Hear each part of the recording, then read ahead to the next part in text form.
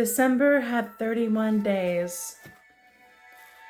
In this cold and chill December, the month of the year when the proof of God died St. Musset, proof of earth. For she had loosened and come uprooted in the path of love, where she had so long flourished. Nor yet with any alien sickness came she to her death, but as one who had a grave commission and the ambassador recalled. She had blossomed on sap's need, and when need sap found such easy flowing in the year of our Lord 19, what more was there for her to do? Yet, though her life was completed, she has many transactions for her end, so said she, lying on the flat of her back, her good beak of a nose, yet more of a pope's proportion. I have heard somewhere that there be as many burials and as different as there be births. Yea, even in excess of this, for a babe is born one of two ways, head or foot, but a corpse can go down all in one, or bit by bit, sideways or lengthways or shin to chin. There is the small town burial and the burial of state, and the burial of harvest and the burial of frost.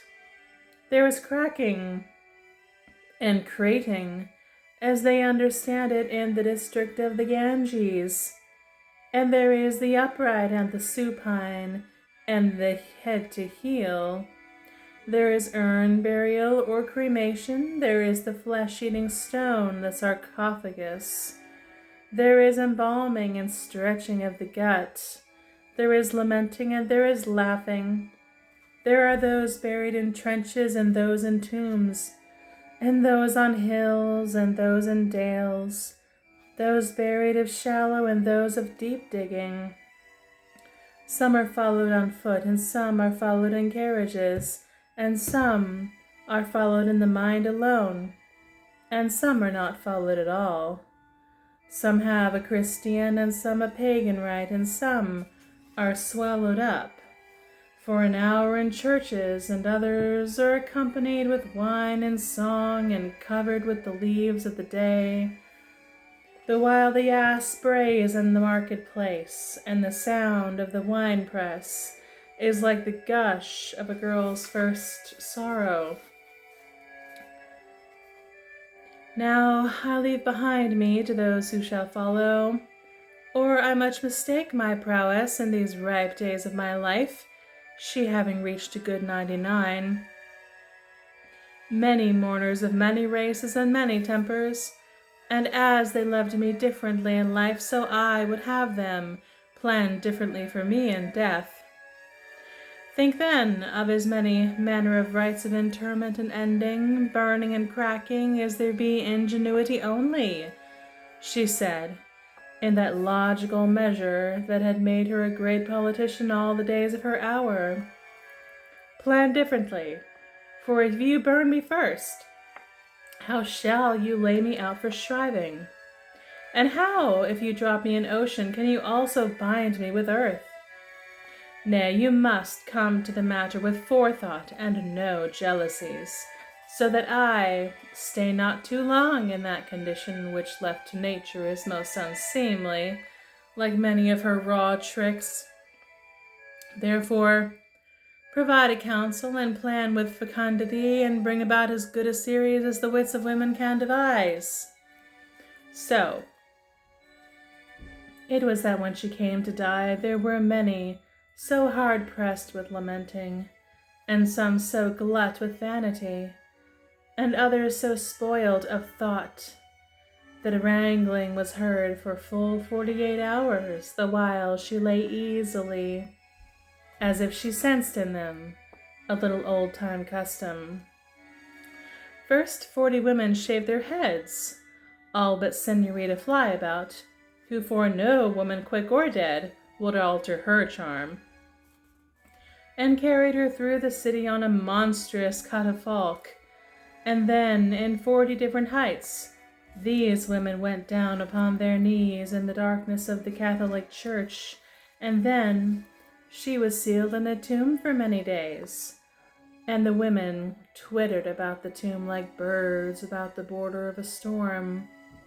And then they bore her to the crossroads, and at every crossway the bier was laid down, and a bird came, and in passing crowed lamentably, though but that instant a note had descended into the dark of its craw, and a little later, at another crossroad, a hare came, and standing upon the lid beat thrice with its custom of hind-foot mating. And yet further on a mountain goat that way going threw its beard up, and lamented bitterly from between its even row of teeth that knew only the grass going inward and no word over.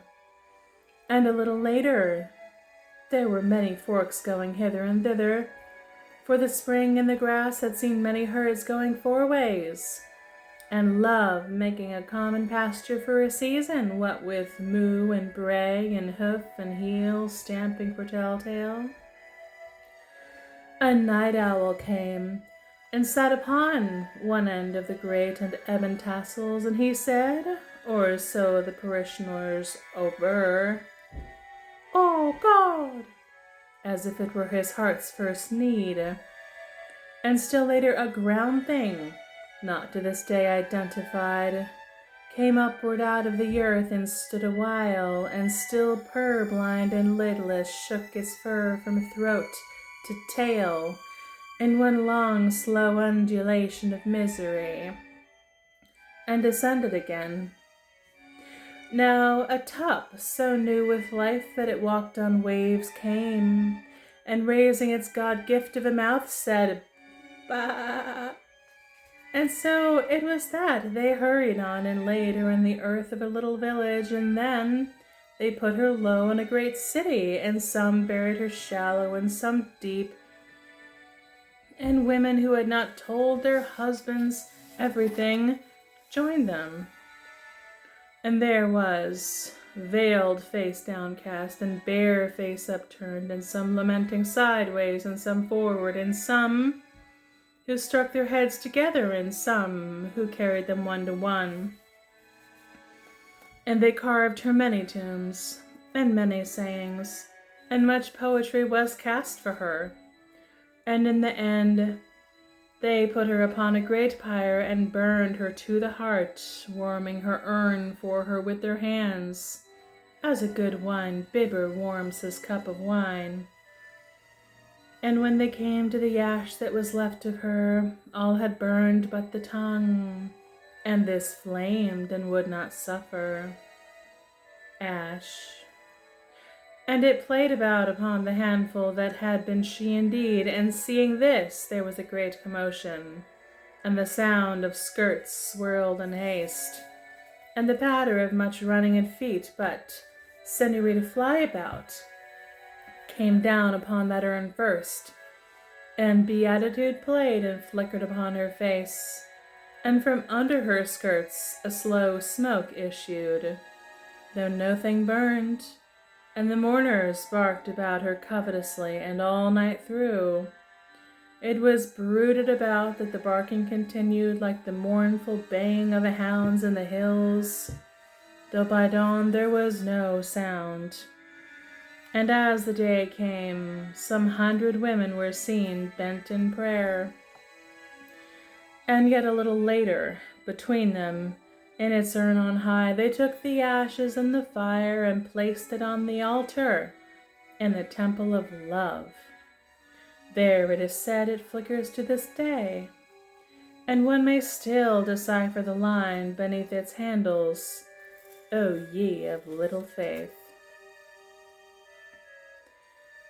Here I be, say alas, for a present, but for mass, strut a pheasant, salt to leaven, candles 7, when I've risen, say the prayer.